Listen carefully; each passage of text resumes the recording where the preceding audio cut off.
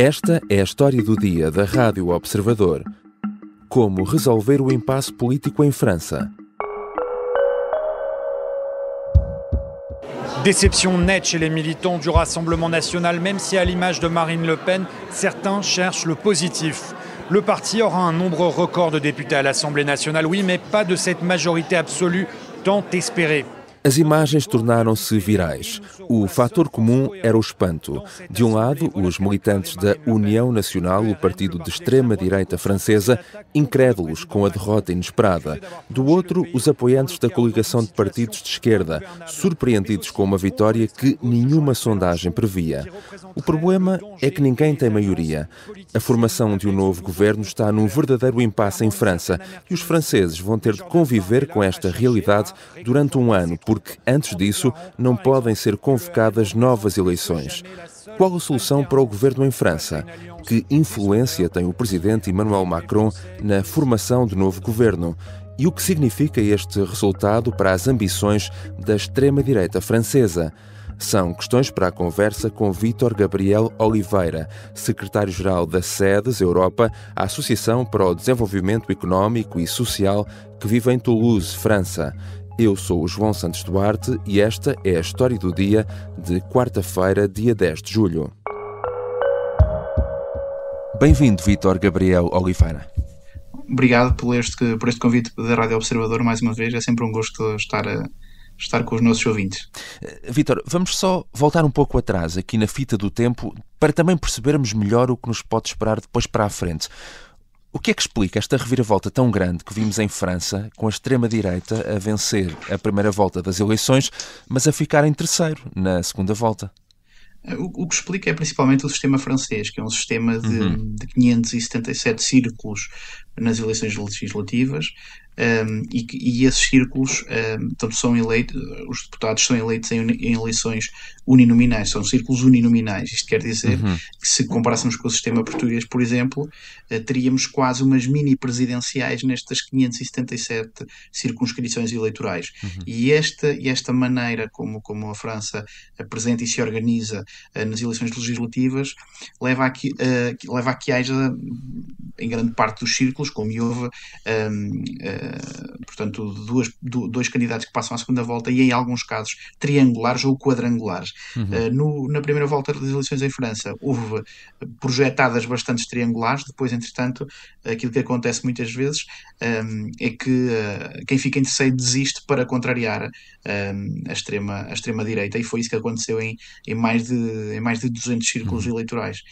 Também dizer que quem tem pelo menos 12,5% passa à segunda volta, por isso é que houve tanta gente a passar, em eleições que tenham uma participação alta e em que tenham pelo menos 25% de participação eleitoral, o que também aconteceu em grande parte dos círculos, porque foi uma participação recorde. Esta participação já não se viu uma participação assim numa primeira volta desde 1981. E que também depois teve influência nestes resultados. De resto, a nova Frente Popular que ganhou estas eleições é uma coligação formada já depois da primeira volta, que junta partidos muito diferentes de esquerda. Que forças são estas? Estas forças são o Partido Socialista, a France Insoumise, é um partido de extrema-esquerda que foi formado por Jean-Luc Mélenchon, é também o Partido Comunista e os ecologistas. São estas as quatro forças que formam esta Frente Popular. De resto, este homem, Jean-Luc Mélenchon, que é o líder do maior partido desta coligação, como disse, França Insubmissa, é alguém que já anda há muito tempo na política francesa. Quem é este homem? Sim, Jean-Luc Mélenchon tem muitas posições polémicas, nomeadamente na política externa, nomeadamente nos contactos que tem com alguns países que, em termos de política externa, não são tão bem vistos em França. Também, nomeadamente, nas questões de Israel, onde teve posições bastante complicadas. Se quisermos traduzir um pouco quem é Jean-Luc Mélenchon, será à esquerda aquilo que Marine Le Pen é à direita, sendo que Marine Le Pen se foi moderando um pouco os objetivos eleitorais dela própria nos últimos anos, e Jean-Luc Mélenchon nem tanto. Aquilo que Jean-Luc Mélenchon também sabe é dominar a comunicação. coligação e aquilo que Jean-Luc Mélenchon fez com o discurso que fez, as primeiras pessoas a falar foi Jean-Luc Mélenchon no dia das eleições, na segunda volta, foi para dizer que tinha ganho as eleições. Só queria recordar isto, Jean-Luc Mélenchon nem a France Insoumise não ganharam as eleições. Quem ganhou as eleições, quem ficou em primeiro nas eleições, foi uma coligação pré-eleitoral que também tinha Jean-Luc Mélenchon e neste caso era apoiada pela France Insoumise. Portanto, não foi Jean-Luc Mélenchon.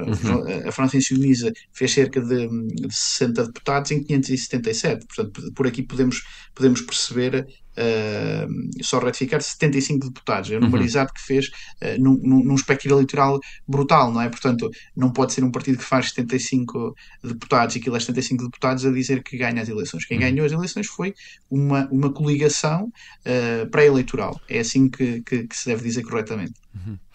Mais à frente já poderemos falar também de cenários, mas já que falamos agora de Mélenchon, dado este perfil de que falava há pouco, enfim, é altamente improvável que, embora seja o líder do partido dentro da coligação, do partido que teve mais representantes eleitos, é altamente improvável que venha a ser primeiro-ministro.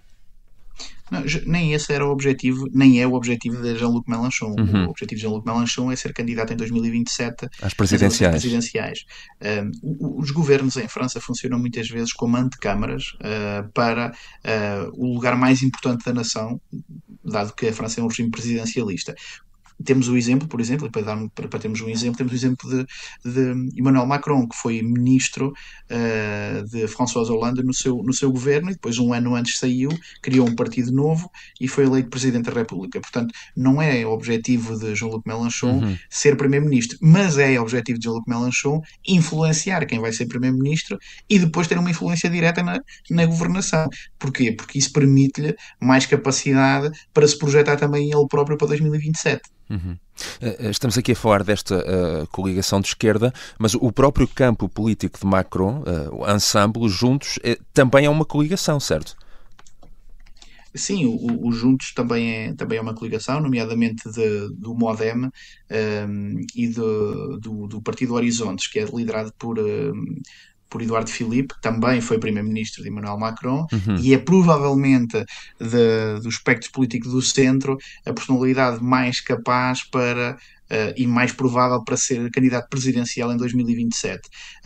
Portanto, a França neste aspecto, ao contrário, se calhar até por exemplo, de países como Portugal ou como a Espanha, está muito mais habituada a fazer coligações pré-eleitorais e muitas vezes muitas personalidades estão num partido e depois saem desse partido e formam outro partido. Foram formados vários partidos nos últimos anos, mas isso não é tão mal visto politicamente ou sociologicamente como é visto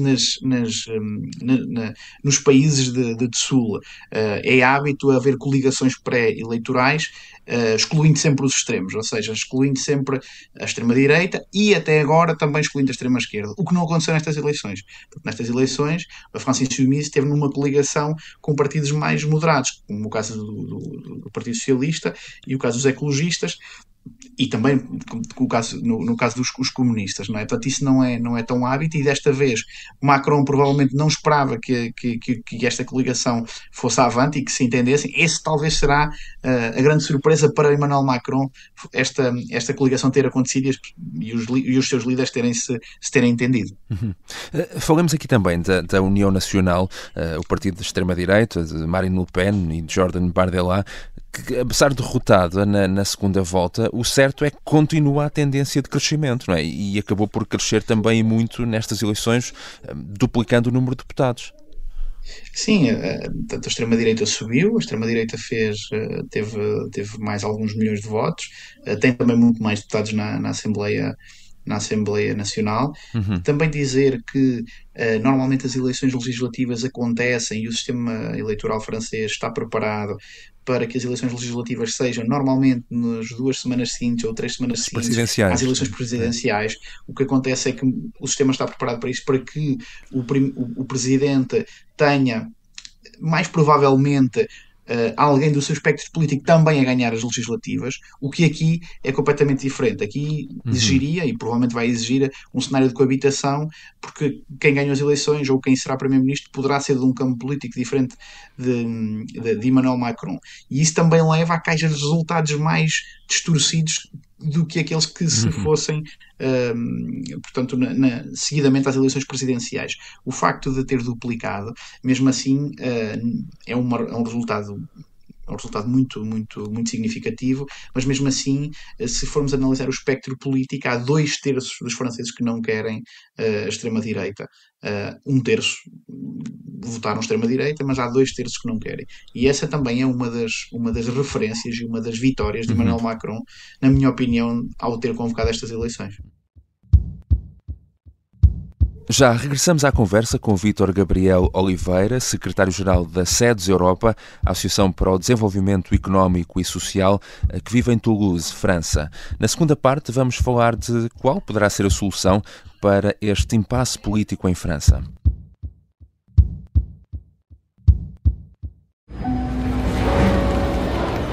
Em 1980, um avião da TAP com 83 passageiros a bordo é desviado para Madrid.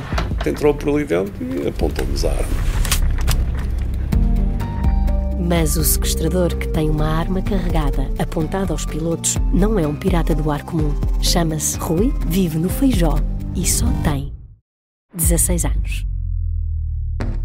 Leva uma pistola, que o meu pai tem, então mas está a pistola. Ele, de facto, mostrou-nos a pistola. Este é o Piratinha do Ar, uma série para ouvir em 6 episódios que faz parte dos Podcast Plus do Observador. É narrada por mim, Margarida Villanova, e a banda sonora original é de David Fonseca. Pode acompanhar todas as semanas no site do Observador, nas plataformas de podcast e no YouTube. Estamos de regresso à conversa com Vítor Gabriel Oliveira. Vítor, o primeiro-ministro Gabriel Attal já entregou a demissão, mas o certo é que, para já, vai ficar à frente do governo até que se encontre uma solução. Sim, Emmanuel Macron não se pode dar, entre aspas, ao luxo de não ter governo há 3 meses. Peço desculpa, há 3 semanas dos Jogos Olímpicos, não é? E não se pode dar ao luxo de não ter um ministro que tenha a pasta do desporto ou que tenha outra pasta que neste momento é altamente sensível, que é a pasta do Ministério do Interior, não é? Portanto, não pode dar-se a esse, entre aspas, a esse luxo, e vai manter Gabriel Attal mais algum tempo até haver, até também porque as eleições não foram clarificadoras em quem Emmanuel Macron poderá nomear já primeiro-ministro. Mas de resto o Presidente ainda não reagiu ao resultado destas eleições. Não reagiu publicamente, mas Emmanuel Macron teve a necessidade de antes de ir para a cimeira da NATO em Washington, de reagir por escrito e dizer que uma das frases que Emmanuel Macron referenciou nesse comunicado é que o Bloco Central está vivo e de boa saúde e que os resultados das eleições não são como Jean-Luc Mélenchon disse. Ele não utilizou o nome de Jean-Luc Mélenchon, mas disse que não era como estava a ser referido na imprensa. Portanto, isso leva a crer que Emmanuel Macron, e é isso que está a acontecer já durante estes dias e estas negociações, é que Emmanuel Macron vai tentar implodir a Frente Popular por dentro e provavelmente resgatar alguns partidos que estão nessa Frente Popular para o centro, para tentar construir uma solução de centro. Em Portugal, o Presidente, por tradição, costuma indicar o líder do partido mais votado para formar governo, mesmo que tenha uma maioria escassa. Como é que funciona em França? É diferente? O que é que costuma acontecer? Em França, habitualmente, o Presidente pode indicar a quem achar que tem capacidade para construir uma solução no Parlamento estável. É isso que indicará. É isso que o Presidente tende a fazer. E normalmente essa solução passa também por vários hábitos republicanos franceses, etc., passa por indicar o partido mais votado. Como aqui é uma coligação, Emmanuel Macron provavelmente vai inaugurar uma nova era nos entendimentos em França. Até Emmanuel Macron poderá olhar com da experiência que foi encetada em Portugal e que também é encetada em França, onde as coligações pós-eleitorais estão a ganhar uma importância muito, muito maior, não é? Porque a partir do dia das eleições, as coligações pré-eleitorais desfazem-se nesse dia, portanto os deputados são eleitos pelo próprio partido e a partir desse dia poderão até assumir outras coligações que não aquelas que estavam entendidas pré-eleitoralmente. Portanto, obviamente, qualquer nome que seja proposto tem de ser aprovado pelo Presidente e temos aqui a situação de que a coligação, de partidos do Presidente, vá lá, é essencial, obviamente, para viabilizar um futuro governo na Assembleia Nacional. De certa forma, Macron até acaba por ter aqui um pouco, como se diz, a faca e o queijo na mão, não? Claro, o facto de ser um regime presidencialista é a primeira... é o primeiro fator para que Macron tenha a faca e o queijo na mão. Exato. Apesar do queijo em França ser um ativo muito importante para a França. Mas o facto de Macron também, em algumas leis, em alguns decretos, poder utilizar o poder dele próprio para conseguir fazer passar essa legislação no Parlamento, dá-lhe algum poder. Aquilo que Macron estará à espera e aquilo que está a acontecer é que há muitos políticos no campo político de Emmanuel Macron e também à direita a pedirem ao Presidente para tentar encontrar uma solução junto dos vários partidos, não incluindo a França Insoumise. Jean-Luc Mélenchon está a fazer uma pressão bastante elevada para que seja nomeado o mais rapidamente possível alguém do seu campo político nesta coligação, mas Emmanuel Macron está a resistir a isso, está à espera que se entendam. Por exemplo, nas últimas horas os republicanos, por exemplo, indicaram que poderá haver um acordo com a maioria do centro presidencial, em que há um acordo de regime e em que os republicanos não votam uma moção de censura e vão votar ao lado do centro em algumas reformas, indicando, por exemplo, 10 ou 12 medidas. Falava-se hoje durante a tarde em indicarem 10 ou 12 medidas de referência para conseguirem fazer esse acordo e para conseguirem ter uma estabilidade parlamentar para que lhes permita aprovar decretos-lei essenciais e para que o Parlamento possa funcionar. Depois, quem é que temos como referências para liderar? Temos os líderes dos dois partidos, nomeadamente os ecologistas e o Partido Socialista, sendo que o Partido Socialista é aquele que está a indicar, por exemplo, Olivier Faure, que é o líder do PS francês, já indicou hoje mesmo que poderia ser um candidato a primeiro-ministro e que poderia liderar ele essa solução. E se repararmos, não é Manuel Bompard, que era o líder da França Insoumise e era o líder pré-eleitoral durante os debates pré-eleitorais. Portanto, já está a haver uma fissura, como Emmanuel Macron esperava que houvesse, nessa frente popular. E sendo alguém do PS, poderá ter mais facilmente o apoio do centro e do centro-direita do que se for alguém da França Insoumise. E o que é que tudo isto pode ou não significar para as presidenciais de 2027? Aquilo que significa é que as presidenciais de 2027, a grande dúvida será saber quem passa à segunda volta e saber se é possível, na segunda volta, termos um candidato que será provavelmente de extremo, portanto, será provavelmente Marine Le Pen a passar à segunda volta, e sabermos se o segundo candidato que passa à segunda volta será do espectro político dos moderados. Quero isto dizer o quê? Quero isto dizer que a última sondagem, há alguns meses apontada para 2027, dava cerca de 26% para Marine Le Pen, Eduardo Philippe com 25% e Jean-Luc Mélenchon com 24%. Se Jean-Luc Mélenchon conseguiu capturar esta vitória e se conseguir galvanizar até 2027, poderá, por exemplo, ser ele e Marine Le Pen a passarem à segunda volta. E aí temos os extremos, não é? A passar. Aí não haverá cordões sanitários nem à extrema-direita nem à extrema-esquerda, porque não haverá ninguém do centro na segunda volta. Aquilo que poderá significar isso é que Emmanuel Macron tentou segurar a extrema-direita, mas pode ter aqui outro problema e ter a extrema-esquerda à porta nas eleições de 2027. Veremos como é que correm estas soluções de governo até lá. Isso será muito importante. Também dizer que em 2026 haverá eleições municipais, onde não se pode extrapolar aquilo que acontece nas municipais para as presidenciais, mas pode ser uma antecâmara em muitas cidades e em muitas circunscrições onde se vão realizar eleições, e poderá ser um teste àquilo que será as eleições em 2027. Obrigado, Vítor Gabriel Oliveira. Obrigado eu mais uma vez e obrigado pelo convite ao Observador. Vítor Gabriel Oliveira é secretário-geral da SEDES Europa. Esta foi a história do dia. Neste episódio usámos um som da France 24. A sonoplastia é de Artur Costa. A música do genérico do João Ribeiro. Eu sou o João Santos Duarte. Até amanhã.